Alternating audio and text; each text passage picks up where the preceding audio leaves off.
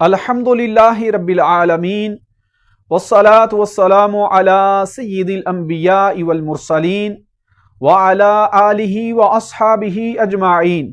سامعین و ناظرین، آج آپ کے سامنے بندہ ناچیز ایک فتویٰ پیش کرنے لگا ہے، اور یہ فتویٰ اس طبقے کا ہے جن کا یہ دعویٰ ہے اور بڑا بلند دعویٰ ہے کہ ہم ہی صرف عامل بالحدیث ہیں، ہم حدیث پر عمل کرنے والے ہیں، اور وہ لوگ صبح و شام ہمیں اہل سنت و جماعت کو طعنہ دیتے ہیں کہ تم حدیث کے مخالف ہو، تم حدیث کو نہیں مانتے۔ آج جو آپ کے سامنے فتویٰ پیش کرنے لگا ہوں، اس سے ان کے اس سارے دعوے کی حقیقت کھل کر عوام کے سامنے آ جائے گی۔ یہ میرے پاس فتاویٰ ہے، فتاویٰ اصحاب الحدیث، غیر مقلد وہابی حضرات کے عبدالستار حماد، ان کا یہ فتاویٰ ہے۔ اس کی جلد نمبر 1 ہے اور صفحہ نمبر اس کا 90 ہے۔ اس کے صفحہ نمبر 90 پر غیر مقلد وہابی مفتی عبدالستار حماد سے سوال یہ ہوا، سوال یہ تھا کہ پتوں کی سے عبدالباری ذوق کہتے ہیں کہ ہمارے شہر کی ایک مسجد میں ہر اذان کے بعد بآواز بلند سپیکر میں درود ابراہیمی پڑھا جاتا ہے، کیا ایسا کرنا درست ہے؟ سوال یہ ہوا۔ اس سوال کے جواب میں وہابی مفتی عبدالستار حماد جواب دیتے ہوئے کہتے ہیں، سورت مسئولہ میں اذان کے بعد درود پڑھنا مستحب ہے، اور آگے لکھتے ہیں، کہتے ہیں اور اس کی بہت فضیلت ہے، لیکن اسے یعنی درود شریف کو فریق مخالف کے توڑ کے لیے سپیکر پر بآواز بلند پڑھنا درست نہیں ہے۔ کہتے ہیں درود ابراہیمی اذان کے بعد سپیکر میں پڑھنا یہ درست نہیں ہے، اس لیے کہ ہم اہل سنت و جماعت الصلاۃ والسلام علیک یا رسول اللہ پڑھتے ہیں۔ کہتے ہیں سنیوں کی مخالفت میں درود ابراہیمی پڑھنا یہ درست نہیں ہے۔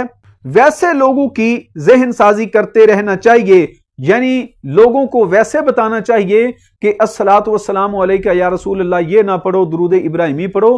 کہتا اس طرح ذہن سازی کرنی چاہیے، اذان کے بعد اہل سنت کی مخالفت کرتے ہوئے اذان کے بعد بلند آواز سے درود ابراہیمی یہ نہیں پڑھنا چاہیے۔ آگے لکھتا ہے، کہتا ہے لیکن عملاً ایسا کام شروع کر دینا جس کا قرون اولیٰ میں ثبوت نہیں، اس سے اجتناب کرنا چاہیے۔ کہتا ہے کہ یہ قرون اولیٰ میں نہیں پڑھا گیا اذان کے بعد بلند آواز سے درود و سلام، درود ابراہیمی، اس لیے یہ کام نہیں کرنا چاہیے، درود و سلام اذان کے بعد پڑھنے سے بچنا چاہیے۔ آگے لکھتا ہے، ہاں اذان کو بآواز بلند کہنا مشروع ہے، اس کے لیے سپیکر کا استعمال بھی مباح ہے، لیکن اس کے بعد درود یا دعا بھی سپیکر پر بآواز بلند پڑھنا کہ لوگوں کو صحیح درود اور دعا مسنون کی تبلیغ کی جائے درست نہیں۔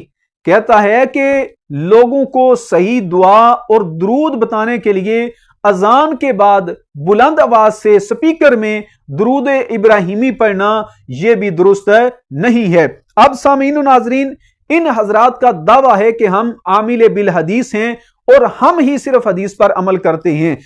اب میں آپ کو حدیث پاک دکھاتا ہوں جس میں واضح اللہ کے رسول صلی اللہ علیہ وسلم نے اذان کے بعد درود و سلام پڑھنے کا حکم ارشاد فرمایا ہے۔ یہ میرے پاس سنن ابی داود شریف ہے، اس کے اندر یہ حدیث پاک واضح الفاظ کے اندر موجود ہے، اور یہ حدیث مسلم شریف کے اندر بھی موجود ہے۔ ہمارے آقا صلی اللہ علیہ وسلم آپ نے ارشاد فرمایا، اذا سمعتم المؤذن فقولوا مثل ما یقول۔ نبی رحمت صلی اللہ علیہ وسلم آپ نے فرمایا، جب تم مؤذن کی اذان کی آواز سنو تو اللہ کے رسول صلی اللہ علیہ وسلم نے فرمایا جو کلمات مؤذن کہتا ہے وہی اس کے ساتھ ساتھ تم کلمات دہراتے جاؤ۔ پھر نبی پاک صلی اللہ علیہ وسلم نے فرمایا، صلو علیہ، اس کے بعد مجھ پر درود پڑھو، من صلی علیہ صلاتن، جس نے مجھ پر درود پڑھا، صلی اللہ علیہ بہا عشرہ، تو اللہ تعالیٰ اس پر اس درود کی وجہ سے اپنی 10 رحمتیں نازل فرمائے گا، اور نبی پاک صلی اللہ علیہ وسلم نے فرمایا درود کے بعد پھر وسیلے والی دعا مانگو۔ تو نبی کریم صلی اللہ علیہ وسلم آپ نے اپنے اس فرمان کے اندر واضح طور پر اذان کے بعد درود و سلام پڑھنے کا حکم بھی ارشاد فرمایا، اور اس کی فضیلت بھی بیان فرمائی۔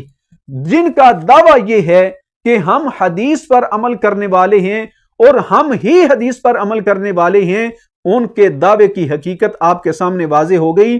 ان کا کہنا ہے کہ اذان کے بعد بلند آواز سے درود ابراہیمی یہ بھی پڑھنا درست نہیں ہے، اور اللہ کے رسول صلی اللہ علیہ وسلم فرما رہے ہیں کہ اذان کے بعد درود پڑھو۔ اب بتائیں کہ جن کا یہ دعویٰ ہے کہ ہم حدیث پر عمل کرنے والے ہیں، تو یہ کیا ڈرامہ ہے؟ حدیث میں واضح اللہ کے رسول صلی اللہ علیہ وسلم نے اذان کے بعد درود پڑھنے کا حکم ارشاد فرمایا ہے، لیکن یہ وہابی ماننے کے لیے تیار نہیں ہے۔ تو اس سے یہ بات بالکل واضح ہو گئی کہ ان لوگوں کا دعویٰ جو ہے، اپنے دعوے میں یہ لوگ سچے ہرگز نہیں ہیں۔